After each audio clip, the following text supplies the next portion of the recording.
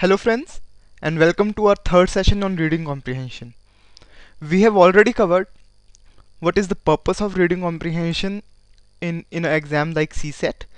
We also covered an effective reading technique which was called preemptive reading so that we can read and understand effectively.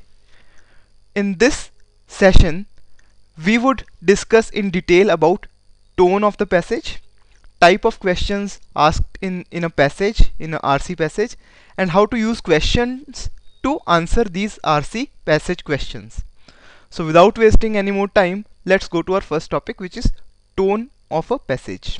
So there can be multiple tones of many tones of passage, but few important tones are descriptive or informative, judgmental,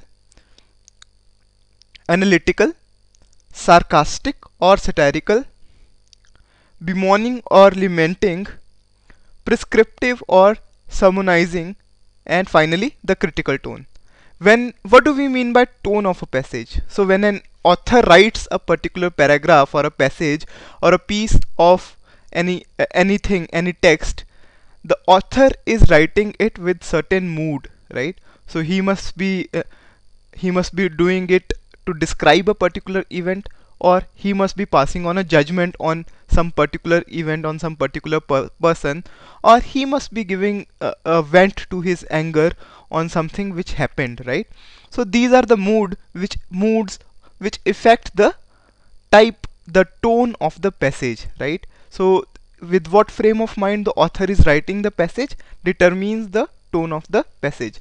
Let's understand each of these tones in detail. Tones can be many, but generally we can more or less classify each passage in these following tones, right? So let's understand what is descriptive or informative tone. Generally in these kind of passages, person is talking about information, right? So he is giving information or describing a particular event or a person. So there would be lots of data, there would be lots of facts and information which you would find in the passage.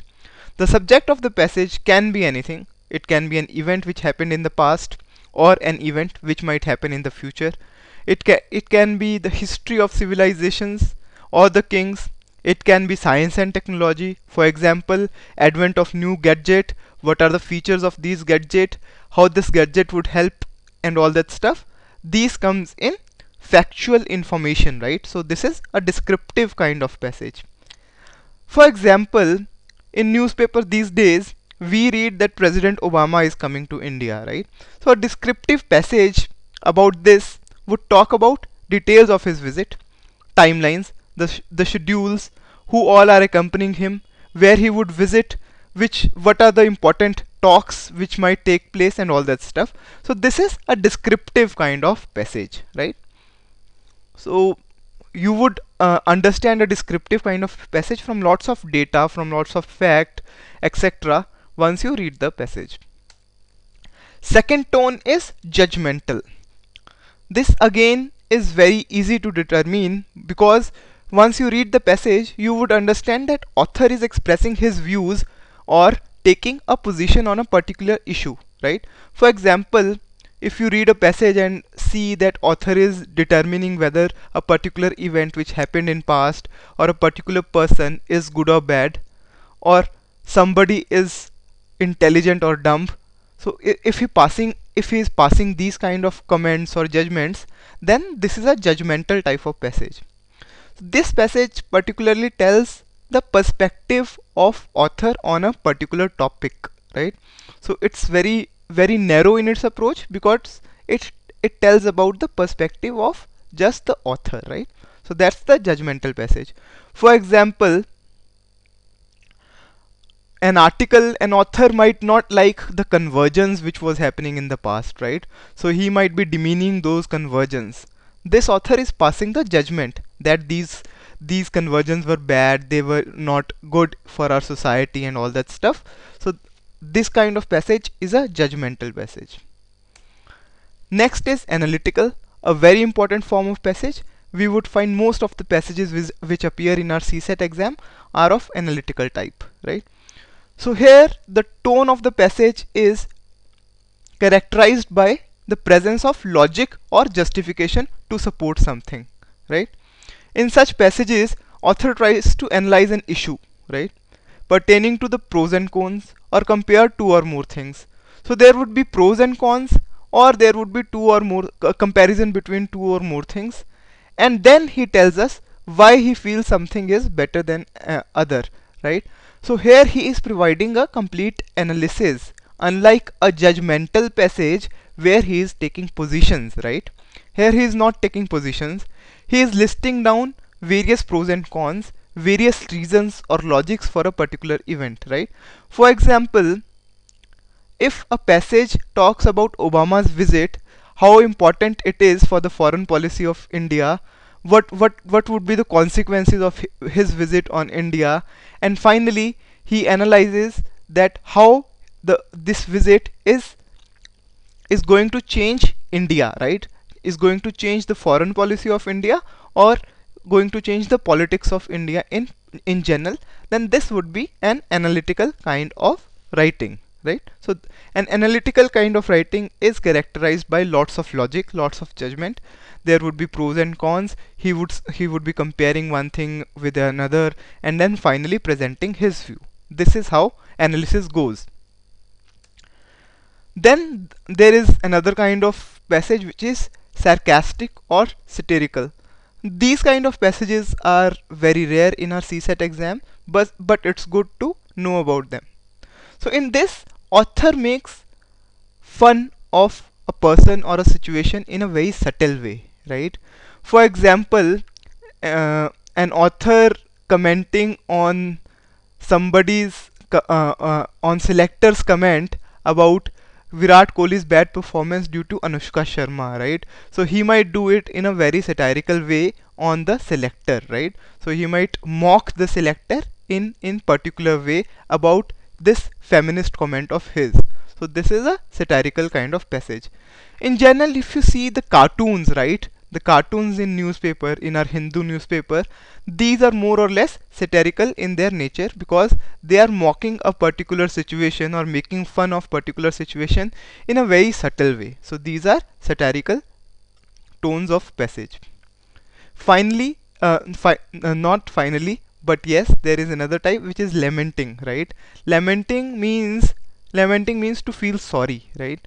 So in these kind of passages, author shows his concern about something which was bad and which happened in the past. For example, an article telling about terrorist attack on the city of Peshawar, right, which was recently in news. They lots of passages were about how bad it was, how badly it has affected the families of all those children who were killed and all that stuff. So this is what lamenting tone of passage is. Then there is prescriptive or sermonizing.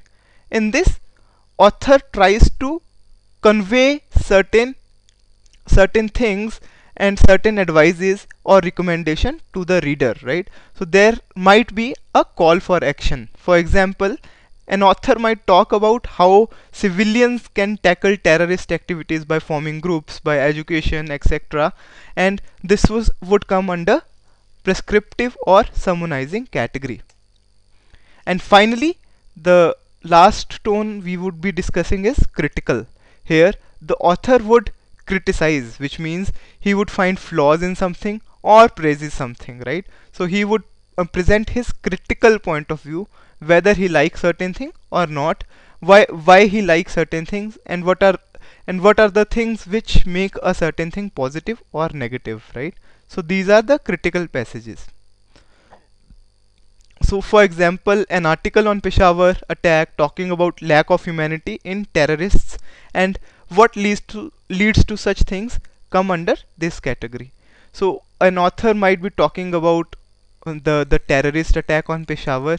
He might talk about the lack of humanity in terrorists, and their attack on the children and all that stuff.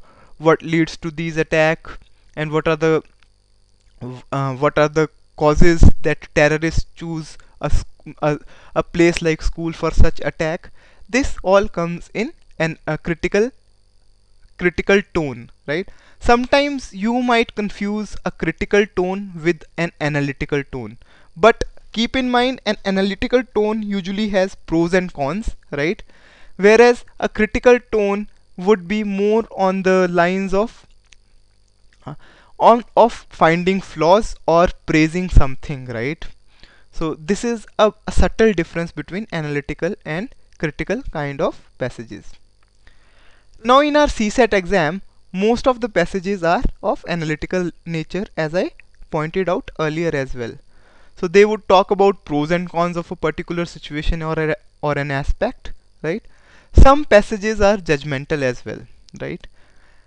There would be very few passages which are descriptive or informative or informational in nature in our CSAT exam. Most of the time you would find an analytical passage. Sometimes there can be a critical or a judgmental passage as well, right? So this is generally how a question paper in CSAT or any other paper is set. Now coming to the questions, what are the questions which can be expected in a CSAT exam? So there can be a direct or a very descriptive kind of question. So for example, in this passage, so for example, if there is a passage on uh, Nawaz Sharif's attempt on talks with India, then a question can be, what do you, from this passage, what do you understand about Nawaz Sharif's take on India? So this is a very direct question, and you would find the answer in the paragraph itself. So these are the most easy kind of questions. The second type of question can be inference based. What do we mean by inference? We mean that what can we conclude or what can we infer from this particular passage. These are slightly complex kind of questions which would require you to understand the passage inside out and think beyond what the author has presented in the passage. So this requires a little bit of practice of how to conclude or how to understand what author is trying to say. Then there can be questions which are based on a particular paragraph, right? So most of you have to then just look at a particular paragraph or particular piece of information and just extract your answer from that. And then there can be questions which are based on the complete paragraph. For example, question on the tone of the passage or the central idea of the passage are based on the complete passage itself. So these are generally few type of questions which appear in our CSAT exam. So finally, how to use questions to answer RC questions. So one of the most pertinent question which most of the students ask is, should we read the questions before reading the passage? I would say yes, that would be a good strategy to read the questions before just attempting to read the passage, but you should not read the options, right? You should just have a quick review on what are the questions which are asked on the passage, but you should not go through options. Reason I am saying this is because when you read the options can be very close, and this can lead to a very confusing state of mind, right? And also this can also lead to a very narrow view of your mind, right, which would restrict in an open kind of reading. So I would say just read the questions, whatever 3 or 4 questions are there, before trying to read the passage, and do not read the options which are given under each question. While you are reading the questions, just underline the keywords in each question asked and try to locate these keywords in the passage as well. As and when you find these keywords, you should underline these keywords in the passage and make a note, right? You can make a note there and then itself that this keyword appear in this passage and this keyword is concerned about this particular thing in the passage. In this way, you would be able to answer those questions very easily. So this is all about tones of the passage and how to use questions to answer the reading comprehension exercises. We would have one more session where we would take the passage we discussed in the last session. We would have some questions on that passage and see how to attempt those questions in an actual exam, right? So after that session, our series on reading comprehension would be complete. Thereafter, we would have few exercises for this week, and post this week, I would be giving you around 1 to 2 passage each week till the end of this course, so that you have ample practice of reading comprehension. I understand that most of you are concerned in about reading comprehension, and to iron out your concerns, the best strategy is to let you practice lots of reading comprehension. So each week, apart from the exercise which would be based on the concept of that week, we would have an exercise on reading comprehension as well, and you would get ample practice on reading comprehension. I hope that it would work well with you and you would be well versed with how to read and how to attempt reading comprehension problems. Till our next session, I hope that you would be working quite hard for your UPSC preparation. If you have any doubt, you can always contact me on my mail or you can even call me. We are looking forward to have good preparation. We are looking forward to have a very robust and a very well versed preparation for CSAT paper 2 through this series, and I hope you would agree that this is helping you in your CSAT preparation in long run. So all the best as of now, and thanks for watching this video.